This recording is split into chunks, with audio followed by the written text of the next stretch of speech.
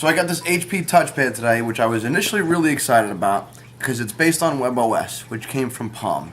And pre-iPhone and Apple transition, I was a big Palm guy. I carried a Palm since 1996 when they were the Pilots, to the Palm Pilots, to the Palms, right through my Trio phone. Became WebOS with the Pre and the Pixie, and then HP bought them out, took them over. And it kind of wasn't really getting much love. HP decided they were going to shut down. They're not shutting down the WebOS, the hardware, the software, licensing, selling. They couldn't really come to a good conclusion. They decided today, $99 and $149 for their 16 and 32 gig touchpads respectively. The only one I found in the 8 stores or so that I called and ran around to was the $149 32 gig Wi-Fi only. That is 802.11b, by the way, 2 revisions ago. So I picked it up, $149, figured it's cheap enough. Can't really beat that deal. Let's see what this is about. Let me tell you, I would definitely go back and buy another one if it was $49. Definitely $4.99, maybe $49. So let's take a look at some of the flaws and things. There are a couple of cool things I do like about it, but let's just take a look. I'll show you. We turn it on. Again, you can see it's very similar. It is bulky compared to an iPad 2, not really to a 1. It's very similar to the rest of the tablets out there. Power home button on the bottom, power button up here on the top, microphone jack, 2 speakers which are actually very loud, a volume button here. There's a drawer here. You push it and it snaps out. I, for the life of me, cannot figure out what the fuck it does. It may simply just be an ejection thing with a barcode on it with my FCC ID, which I'm not really sure is by the why it's not by the FCC thing. I don't know. I don't think this is anything but make me want to open it and then not close again. Stand by.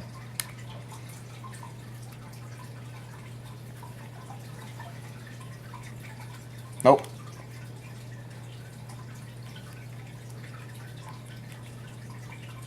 Okay, I'll deal with that later. But it doesn't close. Ah, got it. Okay. Your little lock button.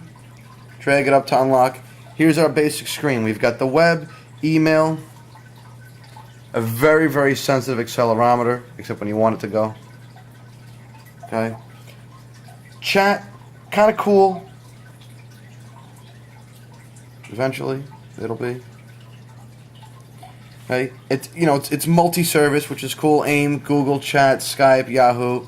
That's kind of cool. If you do have a WebOS phone, this is really cool. You can connect your phone to it when the phone's like within proximity, I believe.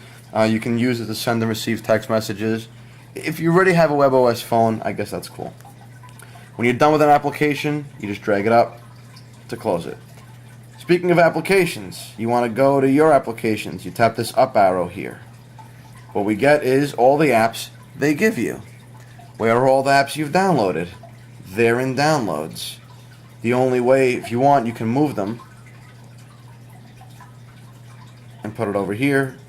You tap done, and now you can have your apps in your apps.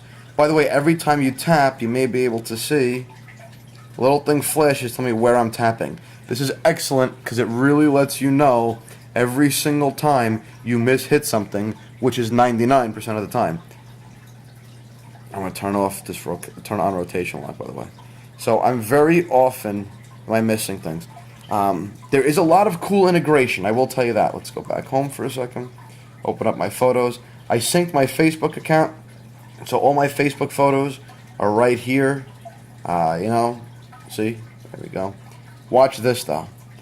You can only see part of them. Rather than rearranging the photos with the size that it can use, it cuts them off. How cool is that? Half, until I let go, and then it repopulates the rest of the page. And watch this. Even though it was loaded once, it doesn't stay preloaded. It starts all over again. Only half of your shit shows up until you let go. Okay. As you open up more and more apps, you see, it just keeps your apps running here. The multitasking is pretty cool. If you have a video running,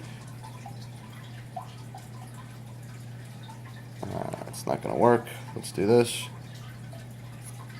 If you have a video running, it'll still continue to run in the background. I opened YouTube. The YouTube app just opens YouTube on the web, actually. There is no YouTube app that I found. There's a front-facing camera, which you can't turn on unless you're Skyping. Here. People like this Ray William Johnson guy. I can't stand him.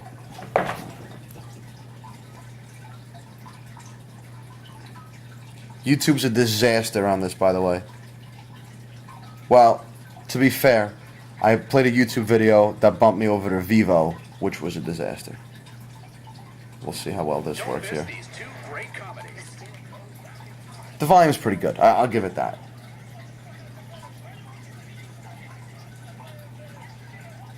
Tapped full screen. It's not bad, but if you do, skip this ad. Yeah, I skipped this ad.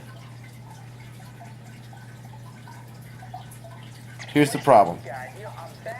If you just zoom in, it gets really grainy. I can't listen to this guy.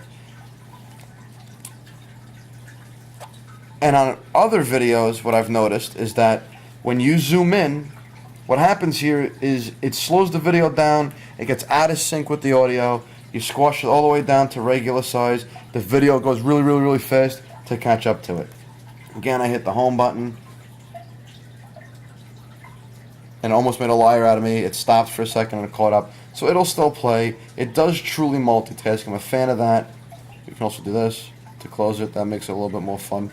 It integrates really well. So like Facebook, for example, you get updates, like I missed. There we go. You tap on it. It should take you to the Facebook app. The Facebook app, there's some things about it that are a little bit hokey. That's a Facebook thing. That's not a touchpad thing. For example, no, I don't know how to go back home on this. There we go. If you wanted to comment, it's not very responsive. If I wanted to leave a comment on something,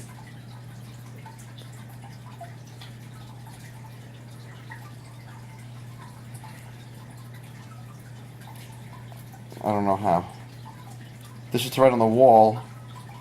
If I tap on that, it opens up here on the side.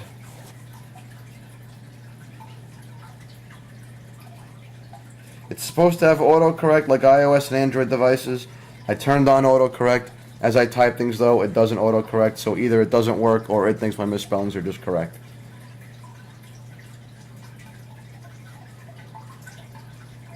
And you hit here. There you go. So, I mean, it's a native app, which is kind of cool. It comes in there. It's kind of the long and short of it. It's bulky. If this is the only tablet you have, if you're low on cash, this is a pretty good deal, I guess, for you. It's Wi-Fi only. Surf the web in your house. Check your Facebook.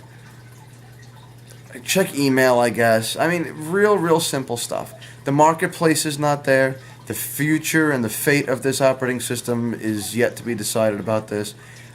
It's not terribly intuitive. Oh, one more thing here on the OS itself. We've got this just type, which is equivalent to like a spotlight or the search on Android. So if I start typing something like Facebook, FA, brings it up here. All my Facebook contacts come up here and more.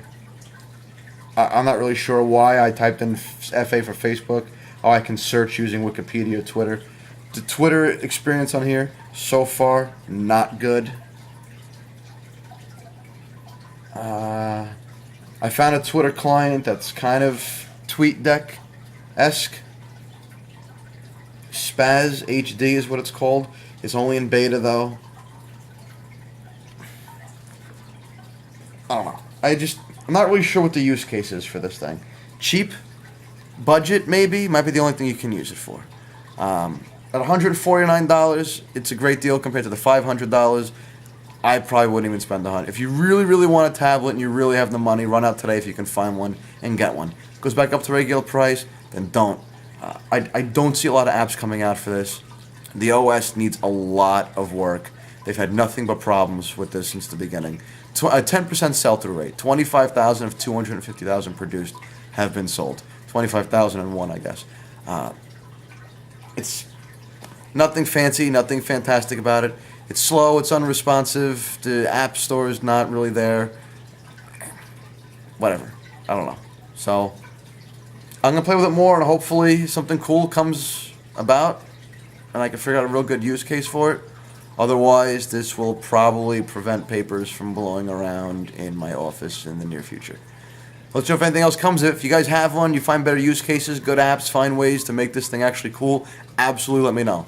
I want it to be cool. Not a fanboy thing, not an Apple thing. I own this. I paid my money for it, so obviously I want it to work. Tell me how I can make this cool. All right, other than that, I got nothing else. Let me hear your comments, questions. I'll talk to you soon.